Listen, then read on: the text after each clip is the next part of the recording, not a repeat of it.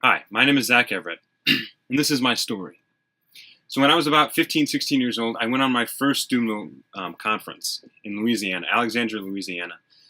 At the time, I wasn't Catholic. I didn't know a whole lot about the Catholic faith, but I had been going to the Catholic Church, going to Life Team, and going to some events for a few years, and I was just kind of interested in it. But mainly, it was just that there was pretty girls there, so that's why I wanted to be there. So I go through the conference, and it's fun and it's exciting, and there's even more pretty girls there, so why not be there? And we get to Saturday night, and everyone been talking about it. We had this big kind of meeting, and they told us what to expect, and like people might be screaming and crying and laying down and all this stuff. And I grew up kind of everything. I was non-denominational. I was Pentecostal. I was Lutheran, Baptist, a little bit of everything. So I was like, okay, whatever, it'll be fine. And so we get to Saturday night, and I don't believe in the true presence. I don't believe in the Eucharist. To me, it's just a piece of bread. And this big priest, and he's a big heavy guy, a big heavy set guy, and he's processing around the stadium with a monstrance, and he's got all these robes on and stuff at the time. And I was looking at him like, what is, dude? This guy must be like really strong. He must work out a lot, because he just holds the monstrance, like up above his head, just for it seems like hours. And he's processing around, and they keep getting closer to me, and as he gets closer, I notice that people are crying, and I notice people are screaming, and people are laying down on the floor, and I'm like, what's wrong with these people? What is wrong with these people? And as he draws even closer to me, and I just start to realize that maybe there's something to this. Maybe there's something about this piece of bread. And I'm like, why? Like, what is wrong with it? Like, why is a piece of bread having this kind of effect on people? And he draws closer still, and he finally he gets just right in front of me, and I'm just like I'm just struck by, I don't know what that is, but I know that for whatever reason it's having an effect on me, and I want to change my life. I want to do something different, but first I need to find out what that piece of bread is and why they believe that it is what it is. And so that's the beginning of my conversion. And so I encountered Jesus in the Eucharist, just really simply, really easily, and just see that maybe there's something real about what's going on here. So I go home and I read and I study and I learn, and I think that for me, like, I was convicted that there's something real here. There's something real about this Jesus, and there's something real about Catholicism, and I need to know more about it.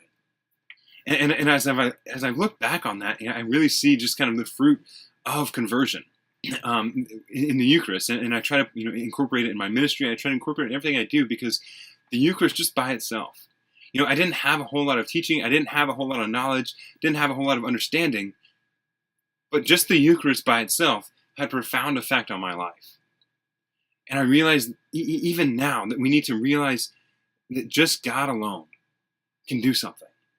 Not our words, not how good our story is, not how good we preach or anything like that, but just Jesus has the power to do things. And so I look back and I see that, like, my encounter with Jesus in this sacrament has changed my life just dramatically. I look back and I see that, like I've made decisions based on this encounter. Based on this encounter, some of the fruits of that is I decided to go to a college, 17 and a half hours away. Went to Franciscan University, and I just see that, like, it's so important in my life. That one moment, and I live like that moment again and again throughout my life. Again and again, I relive that conversion, that encounter, that experience with the real and true presence of Jesus in the Eucharist. So I make a decision to follow Jesus, and I get a degree in theology. I start working as, I get married actually first before that. Get married. I start working as a youth minister in Pittsburgh, Pennsylvania. And, and again, like, God just continues to bless me and continues to do amazing things in my life. Most recently, and just an incredible blessing, and it just reminds me that God is doing something in my life. So I've been in Texas now for about 3 years in Corpus Christi, and working as a youth minister. And I don't know if you can tell by my environment, but I live full time in an RV. Me, my wife, my 3 kids, and my wife is actually pregnant with our 4th. And it's difficult. But I realized that, like, I'm waiting for God to bless me. And, and it was the decision to do this. But God is, again, he continues to come through for me. Every time, like, I start to doubt, every time I start to fear, I remember that experience. I remember that encounter. And I see that God is doing something in my life. Again and again, he's doing something in my life. And so just recently, someone decided to buy us a house. And I think the reality of that is when we say yes to God, when we say, yes, Lord, I'm going to follow you. And I'm going to give my whole heart to you. I'm not going to hold anything back. What happens is incredible. What happens is that he comes through because he is who he says he is. And that, I think, is incredible. That is amazing. That over and over again, he blesses me, he blesses my family, he blesses my children, because he is who he says he is. And he's not backing down.